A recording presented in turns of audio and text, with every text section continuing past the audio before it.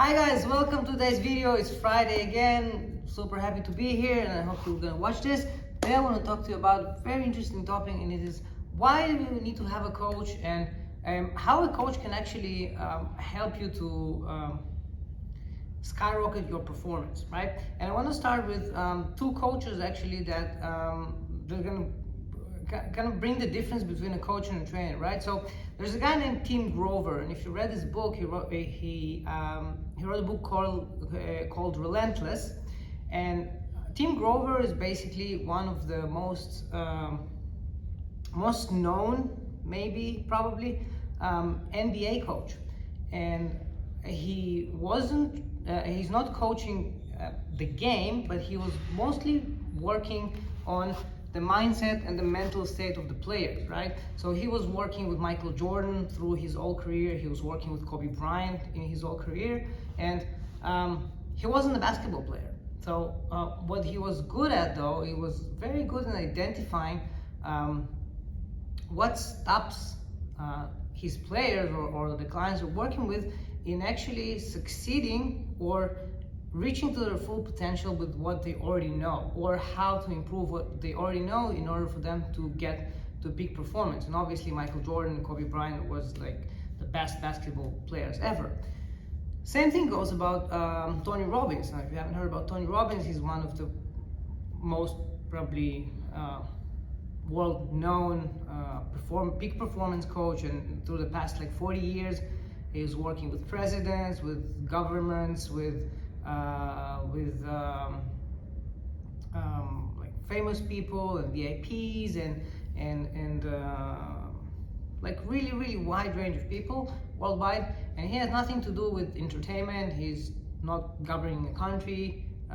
He also coached a lot of like elite performance athletes, and he's not an athlete, right? So what's the point of like coaching? And still he was managed to take people from point A to point B much faster, and improve their performance, or just completely transform them. Now here's the thing about coaching, right? It's very different from training or instructing, because what trainer and instructor does is basically show you a certain skill set or give you some type of knowledge, and it's like a teacher, right? So you learn it and you apply it, and then you can do that. Coaching, many times, it's about finding a blind spot, and a blind spot is something that we ourselves can see within ourselves, right? That's why it's called a blind spot. And all the people have that, and the reason is because many times we're not very honest with ourselves, and we always see the picture like through a pink glasses, that everything is gonna good, even when it's not. So what a coach usually does, it's kind of he interrupts this pattern, and he can see the situation from like a third perspective, and he can tackle and he sees things that we ourselves cannot see, and then he can tackle those issues with either the right questions or the right strategies or the right approach.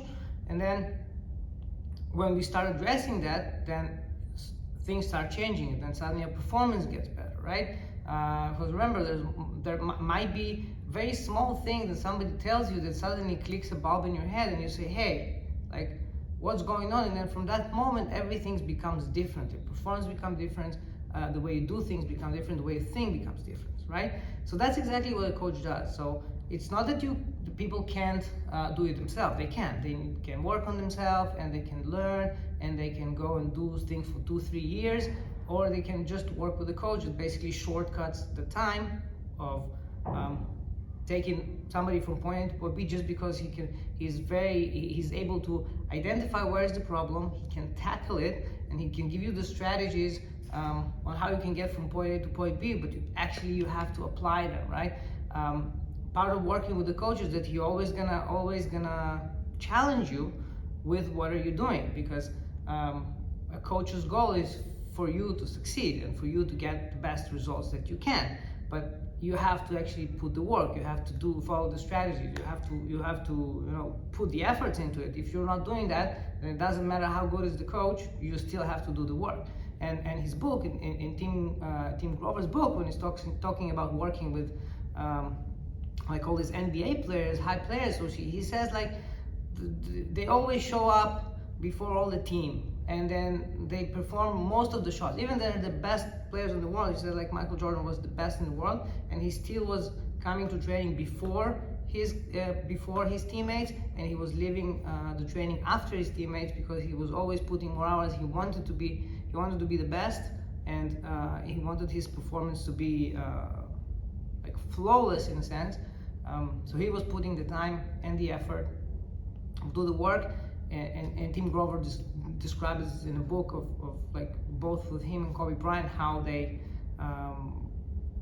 like how was their approach to their performance. And obviously working with the coach is something that you want to have if you obviously want to progress or get to some better performance, or to elevate your skill set with in a very short period of time, right?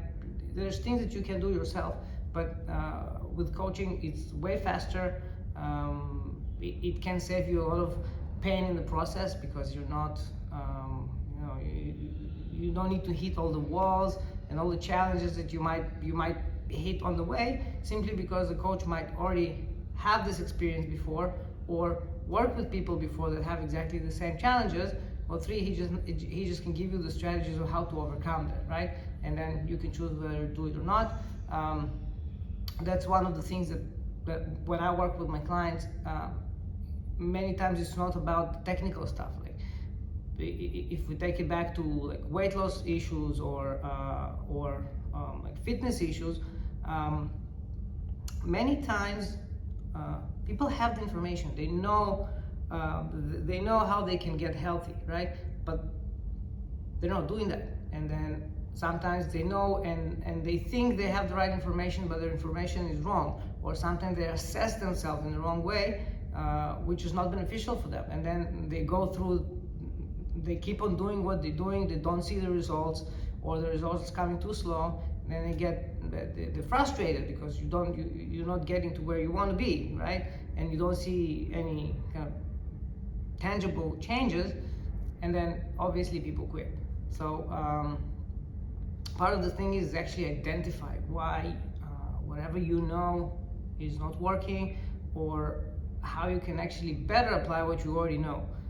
And that's where the coach come in, and he can challenge you on that. And I know it's sometimes it's not a big fun, because usually it's pinpointing something that we don't want the coach to pinpoint, but just by dealing with those things, you overcome a lot of challenges.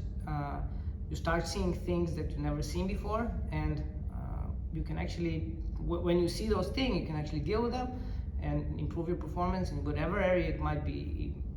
You might want. It might be in your fitness, it might be in your health, it might be in your nutrition, it might be at work, it might be in career, it might be in relationship. There's thousands of areas that might impact it, just if you're open to that, but it's never easy. So guys, if you are looking for taking your performance to the next level, you have to work with a coach. It saves a lot of time, money, effort, and a lot of frustration. That's about it for today. I hope you got a bit more understanding about coaching in general and why it is so important, especially if you kind of want to take yourself to the next level. That's it for today. Obviously, if you have any questions, let us know, and have a wonderful weekend. Bye-bye.